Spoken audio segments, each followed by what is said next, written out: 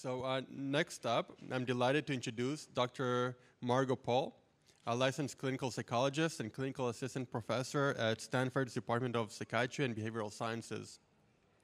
Trailblazer in virtual reality applications for mental health, Dr. Paul's research has revolutionized behavioral activation therapy for major depressive disorder. Her innovative studies have earned her prestigious accolades, with notable contributions to various conferences and collaborations with VR and tech startups. Dr. Paul is shaping the future of mental health treatment. So, Dr. Paul here? Yep.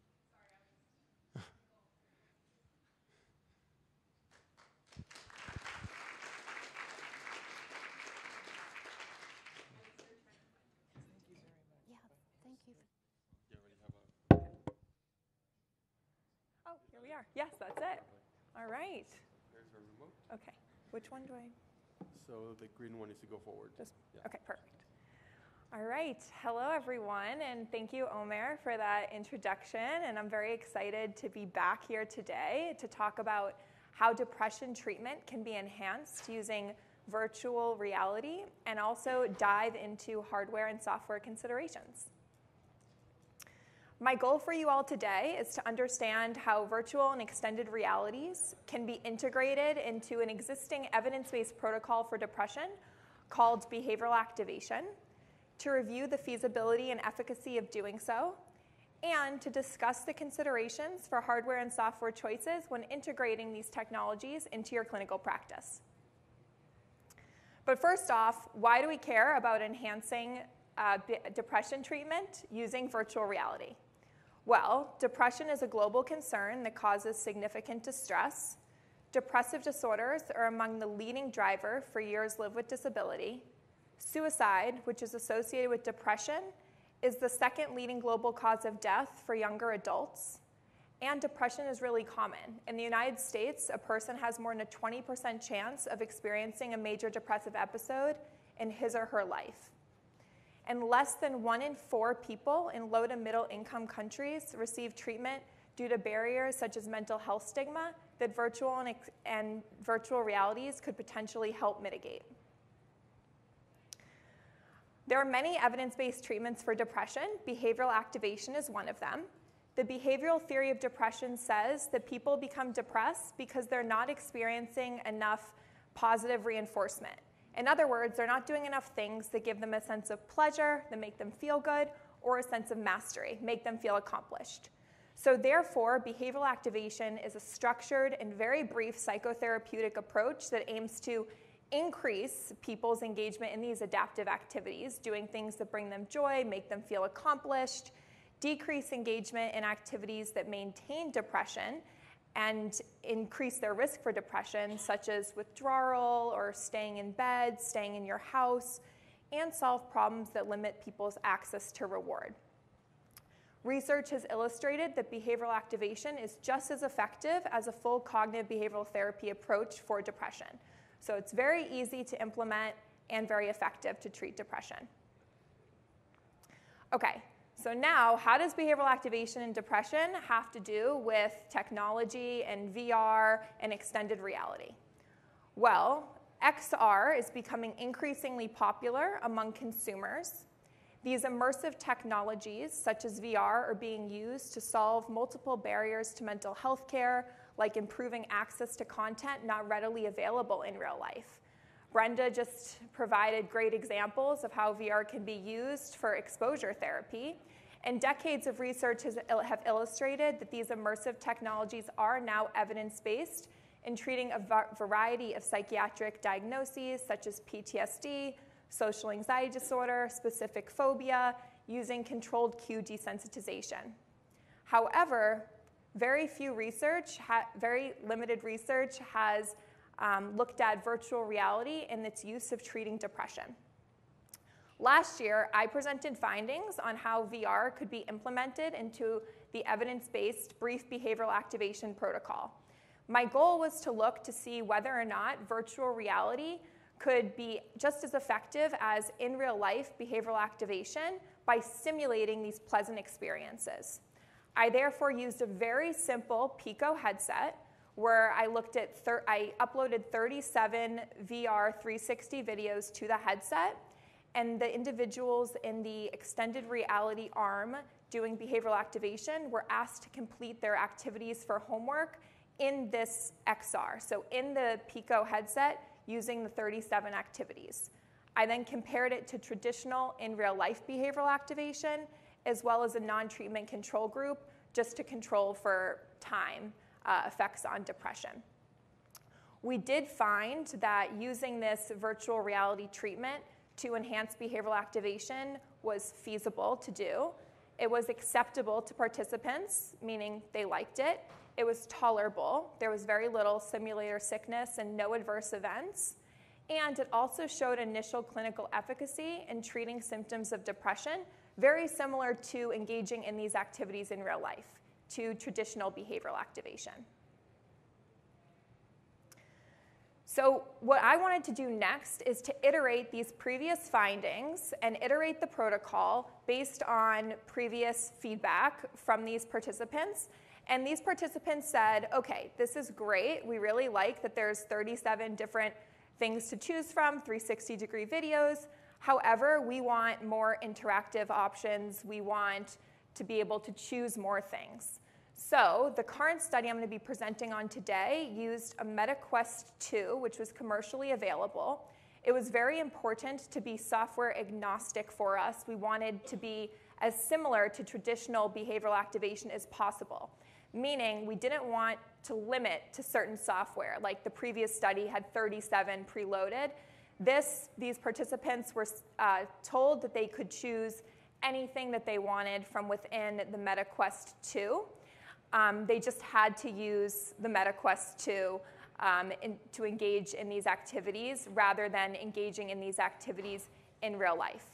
So the protocol remained the exact same as our prior protocol. However, we wanted to look at the feasibility and clinical efficacy of this new, more immersive, interactive, and autonomous headset. We measured the presence that participants felt in this headset, acceptance using the technology acceptance model. We measured tolerability using the simulator sickness questionnaire, and depression symptoms. We measured depression symptoms using the Patient Health Questionnaire 8 at intake in the phone and the Patient Health Questionnaire 9 during each session. The only difference between the two is the Patient Health Questionnaire 8 omits the 9th question, which asks about suicide. This was a 2-arm randomized control trial, so participants were either randomized to use this MetaQuest 2 to engage in their pleasant activities or to traditional behavioral activation, which was doing these activities in real life. People were recruited from the study flyer and websites. 71 participants were initially screened, and 26 participants were randomized with 13 per each arm. The average age was about 50 years old, and there were more females than male. To be included in the study, people needed to be 18 years of age or older, speak and understand English, and meet DSM-5 criteria for major depressive disorder. Individuals were excluded if they had a substance use disorder in the past year, psychotic or bipolar I disorder, seizures in the past 6 months, or untreated epilepsy, any current suicidal urges or intent, current non-suicidal self-injury, if someone changed psychotherapy treatment within the last 4 months before study entry, or if they changed any psychotropic medications within the past 2 months before study entry. So enrollment was 2 parts. Interested participants would have an initial phone screen in which they were asked some questions to determine initial eligibility, and this is when the PHQ-8 was administered. If they met this initial eligibility and they were still interested in participating in the study after asking some questions, they were securely emailed and sent a consent form to review and sign at their leisure and ask questions. They were then asked to securely email the form back to me. I then met with them on Zoom for a full intake to determine complete eligibility, where they were administered a structured diagnostic assessment to ensure that they met full diagnostic criteria for major depressive disorder, and they did not meet any of the exclusion criteria. It was based on the evidence-based brief 4-session, 3-week protocol of behavioral activation for depression. Both individuals in the study arms were administered the PHQ-9 at the beginning of each session.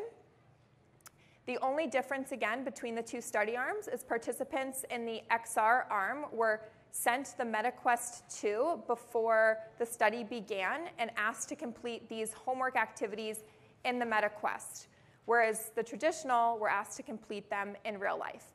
Both were supplied a list of potential activities. The XR participants were supplied a list created by subject matter experts in different categories of potential activities they could choose. Similar to traditional behavioral activation protocol, participants are provided with a pleasant event schedule of ideas. And this is just because when individuals are depressed, oftentimes they're not sure what activities are going to bring them joy, so it just helps spark interest. However, both participants in both arms were informed that they could do any activity they wanted. It didn't have to be on that list. Okay, so in terms of results, participants using the XR rated an average presence of 71%, and this interestingly increased every week. So as participants became more accustomed to the MetaQuest 2 headset, they experienced a higher level of presence. Interestingly, there was an outlier who rated presence just relatively lower, and this participant said that tactile sensations was extremely important, meaning the feel of the warmth of the sun on her skin. And so this is really important when considering individual differences and using these technologies and how presence may be impacted. Acceptability was rated using the technology acceptance model, and it was a Likert scale from 0 to 4, with the questions of 0 being strongly disagree with the question of acceptance and 4 being strongly agree. And the average rating was about 2.8, where 2 was neutral and 3 is agree on the Likert scale. So overall, the acceptance was a little bit lower with the MetaQuest 2, and this was likely due to the fact that there was no onboarding for this. And the reason for this was because we wanted to keep the protocol as similar to traditional behavioral activation, and onboarding would have taken up some more time and could have been a confound just because it wouldn't have been the identical protocol. And so due to the fact that there wasn't onboarding, individuals found it really difficult to use. They said there was a really high learning curve, and so that may have impacted the acceptability of it. In terms of tolerability and simulator sickness, the average rating was 92% tolerable, so pretty high. No adverse events were noted, and there was a habituation effect where over the weeks, people were saying that it became more tolerable and they experienced less simulator sickness from week to week, which is in line with the research. In terms of efficacy, independent samples t-test did show that there was no significant difference between the two study arms, and paired samples t-tests illustrated that both the study arms did show statistically significant decreases in depression symptoms from session 1 to session 4. So this says that simulating these events using the MetaQuest 2 was non-inferior to traditional behavioral activation. Both protocols did show statistically significant decreases in depression symptoms, and they were similar to each other. There were not significant differences in these results. In terms of clinical significance, which is different than statistical significance, there was clinical significance in both arms between the intake phone screening, the PHQ-8, and session 4. And clinical significance is anything on the PHQ that's a 5-point decrease or less. And then an interesting finding that we also found is only the XR arm, so only the people that had the MetaQuest, had statistical significant differences in their pH score between their phone screening to session 1. So essentially, before the study even began, they had statistically significant decreases in their depression scores, which could be an expectancy or placebo effect, meaning these individuals were told they were going to be using the VR headset, they were sent the VR headset, it was not blinded, and they were so excited that their scores decreased before it even started. Okay, so now some considerations Given that the protocols were similar, except for the fact that last year the study used this Pico 360-degree video with 37 preloaded videos. This year, the study participants used the MetaQuest 2, which is more immersive, interactive, software agnostic. How do they compare to each other? In terms of feasibility, neither had any adverse events. The Pico users, on average, used their headset nearly twice as much than the individuals in the MetaQuest 2 arm. And this makes sense, given that the Pico was very easy to use. They just put it on, everything was already there, they could just click, it was very easy. Whereas with the MetaQuest 2, they said that there was a really big learning curve, they didn't know what to choose, they said there was decision paralysis, there was too much, there were some cost barriers involved that I'll talk about in a second. So that's interesting. So while the Pico users said that they wanted more interactivity and autonomy, given more interactivity and autonomy, the participants said that there was this decision paralysis. The MetaQuest users did have relatively higher presence rating than the Pico, which makes sense given there was that more immersive, more interactivity than just the 360-degree video. However, 360-degree videos were their most commonly chosen activity within the MetaQuest 2.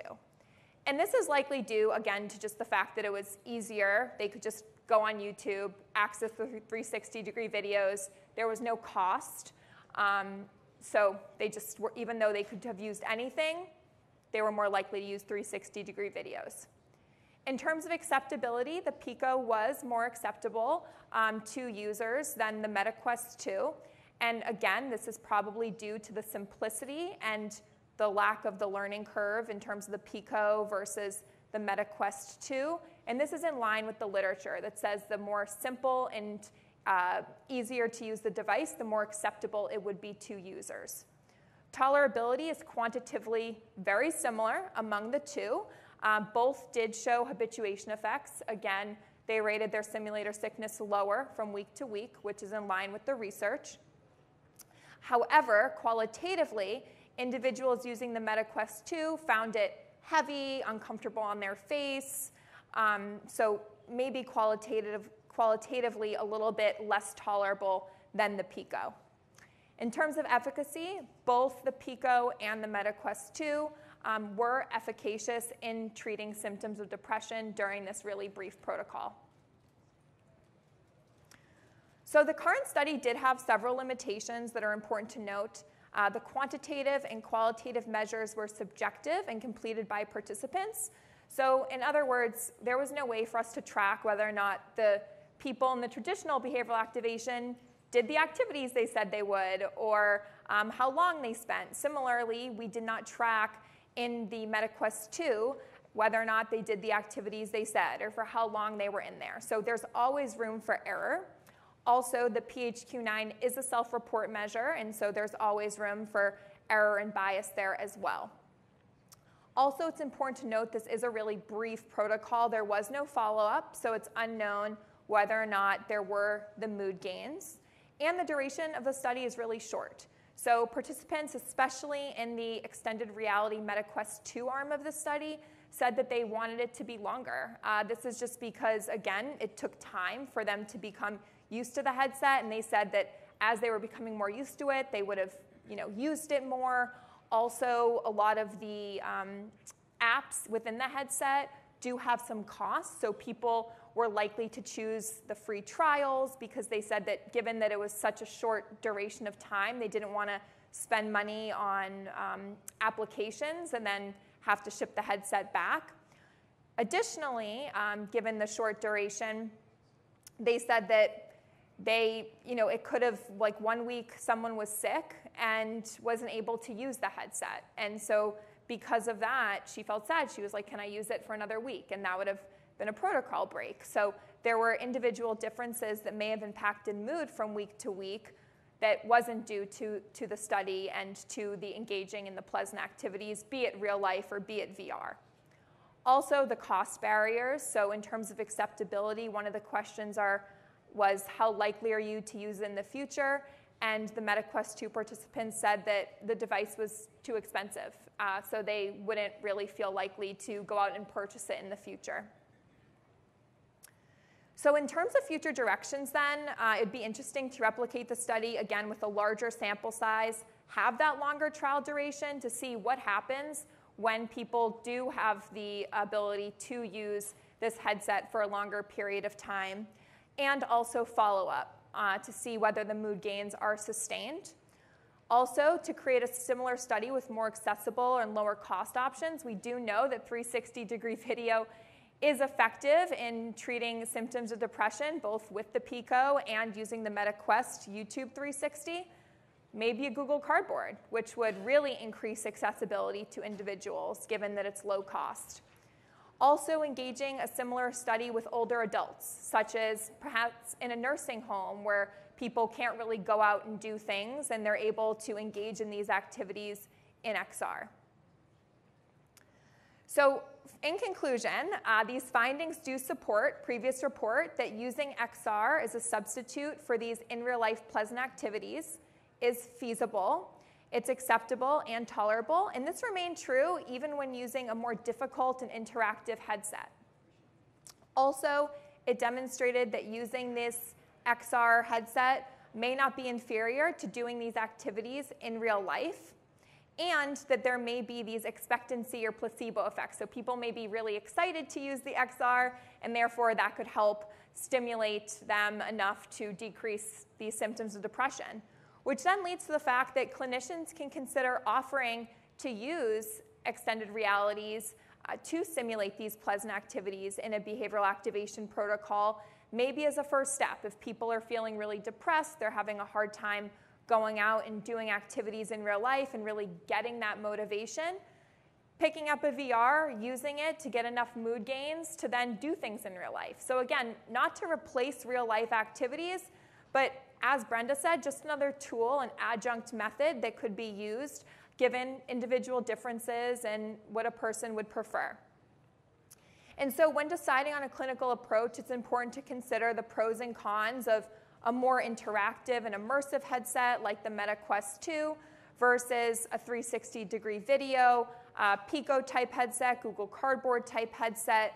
Again, they both did show clinical efficacy, so it just really is a matter of individual differences. In a clinical practice, you could have the time to onboard people for the MetaQuest, which I think would be really, really useful and helpful.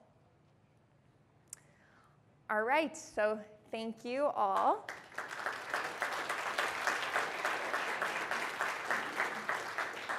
Are there time for questions or no? I left some time for questions, but I don't know if we can do that. I have a comment. Okay. So thank you for that. Really interesting that you compared the Pico versus the Quest. It wasn't what I would expect because I'm a technophile. So for me, you can put a brick on my head if it means a little bit higher resolution. But we have to remember that what's important for most people is comfort and ease of use. Yes, exactly. Yeah, I know. It was surprising to me, too, especially because participants in the Pico said they wanted more interactive, and then you give them more interactive, and they wanted an easier headset. Yeah. All right. Great lesson. Thank you. Thank you.